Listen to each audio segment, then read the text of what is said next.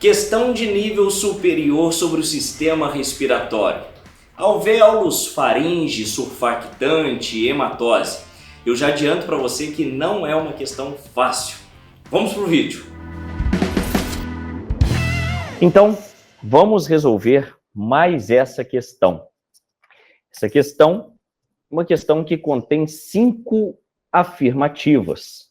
E aí, a gente tem que dizer ao final dessa questão quais dessas afirmativas estão corretas. Vamos lá? Então, sobre sistema respiratório.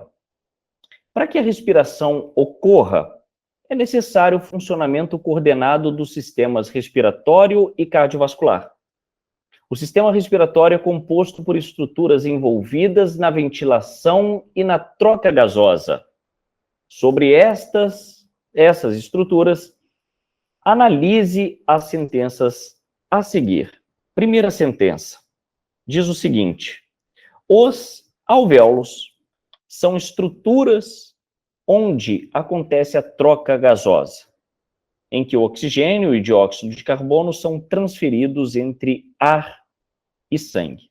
Isso está certo ou está errado? Isso está corretíssimo, né? Essa número 1 aí, ela está correta. Quando a gente fala de troca gasosa, nós estamos falando de hematose. E essa hematose ali, quando a gente fala sobre o sistema respiratório, nós estamos falando em troca de O2 pelo CO2. Cuidado, que eu já vi questões, ao invés de colocarem dióxido de carbono, eles colocam monóxido de carbono, que é o CO, né? Então, cuidado com isso, tá? Então, a troca ali, a gente tem que deixar claro que é o gás de oxigênio e o gás carbônico, e não o monóxido de carbono, tá certo? É interessante a gente dizer que essa difusão, ela acontece por diferença de pressão dos gases. Eu já falei isso algumas vezes, né, para os meus alunos. O gás, ele ocorre por diferença de pressão. Do local onde existe uma maior pressão para onde tem uma menor pressão. Por isso que o gás se movimenta. Imagina só, eu encho uma bexiga de ar. A pressão ali está muito grande. Está muito maior ali dentro da bexiga do que fora dela. Se eu soltar a boca da bexiga, o que vai acontecer? Esse ar vai sair. Por quê? Vai migrar de onde está maior para onde está menor. É exatamente isso que acontece. Veja bem aqui essas representações de imagem. Olha só que interessante. Aqui eu tenho um capilar sanguíneo. Aqui eu tenho o alvéolo pulmonar. Veja só a pressão de oxigênio aqui no capilar sanguíneo. Está 40 milímetros de mercúrio. A pressão do oxigênio no alvéolo, 104 milímetros de mercúrio. O que significa que está maior aqui e menor aqui? A tendência do oxigênio é o quê? Migrar do alvéolo para o capilar. E o CO2? Exatamente o oposto, né?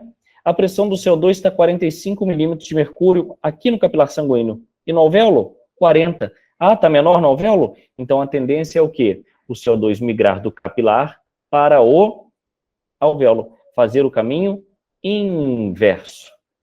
Então, essa diferença de pressão nos gases é que faz exatamente essa difusão, essa troca.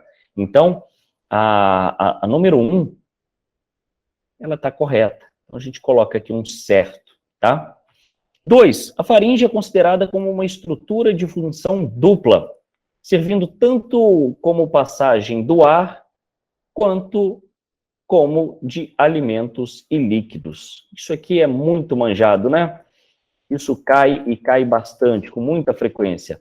A faringe é uma estrutura que permite tanto a passagem do ar, né, que entra na inspiração pela cavidade nasal, né, vem pela nasofaringe, orofaringe, laringofaringe, vai em direção à laringe traqueia e vai até os pulmões, não é isso? E também na faringe é onde entra o alimento. O alimento entra pela cavidade oral, vem para a região da orofaringe, laringofaringe e desce para o esôfago, indo em direção ao estômago. Então, tem dois pontos aqui da faringe, que é a orofaringe e a laringofaringe, em que há passagem tanto de ar como alimento e líquidos. Ou seja, é um órgão que pertence tanto ao sistema respiratório quanto digestório.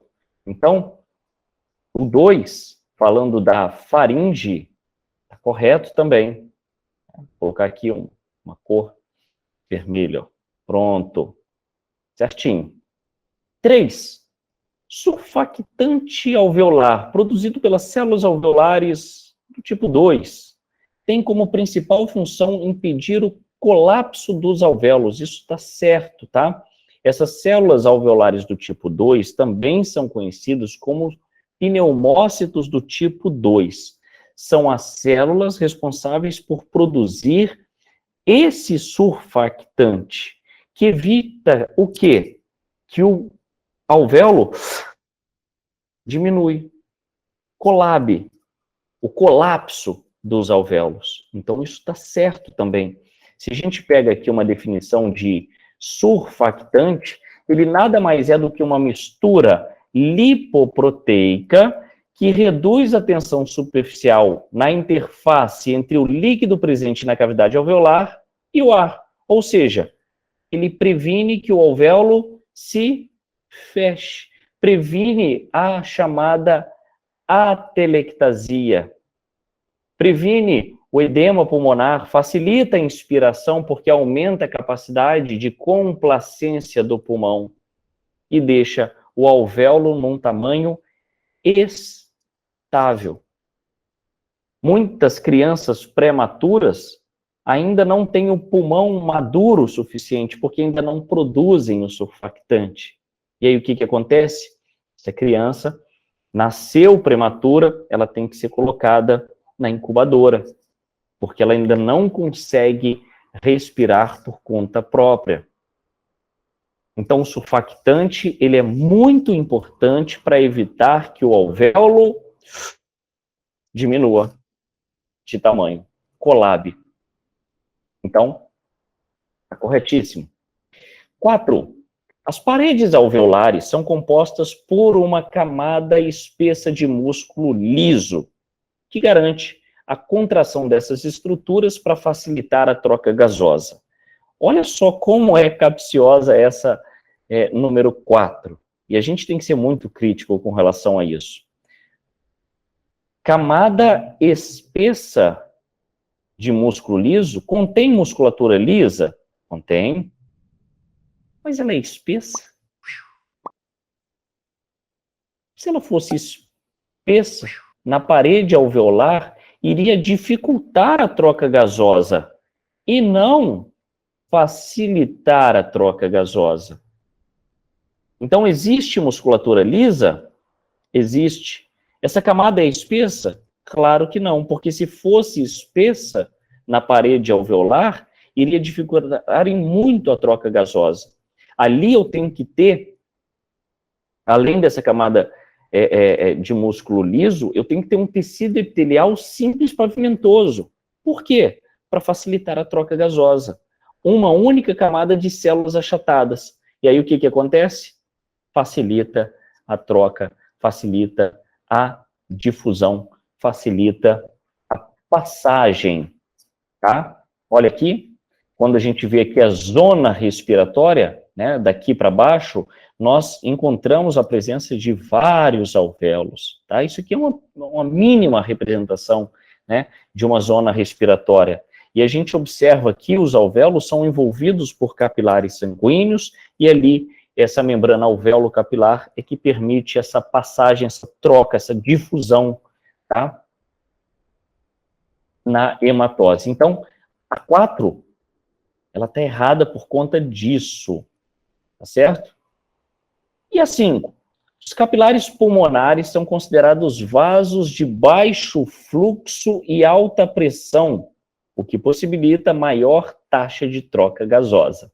baixo fluxo e alta pressão no capilar? Claro que não, né? Está errado. Por quê? Vejam bem, olha só, essa imagem aqui, que é uma imagem retirada de uma questão já utilizada em concurso anterior. Ela mostra exatamente a velocidade e a pressão. Aonde? Na artéria aorta, nas artérias, arteríolas, capilares, vênulas, veias e veia cava. Nos capilares, que é aqui na região central da imagem, você pode ver que tem uma pressão diminuída e uma velocidade diminuída. Por que eu tenho uma pressão diminuída e uma velocidade diminuída a nível do capilar? Exatamente para facilitar a troca. Então, eu tenho que ter uma baixa pressão para facilitar a troca. O sangue ele não pode passar rapidamente pelo capilar. Ele tem que passar devagar para que ele possa fazer a troca gasosa. E baixo fluxo sanguíneo? Não, né? Tem que ter um alto fluxo sanguíneo. Para quê? Para que exatamente eu consiga fazer essa troca de forma satisfatória. Então, número 5, ela também está errada. Então, o que eu tenho de certo aqui? 1, 2, 3, ou seja, a alternativa A é a alternativa correta para essa questão.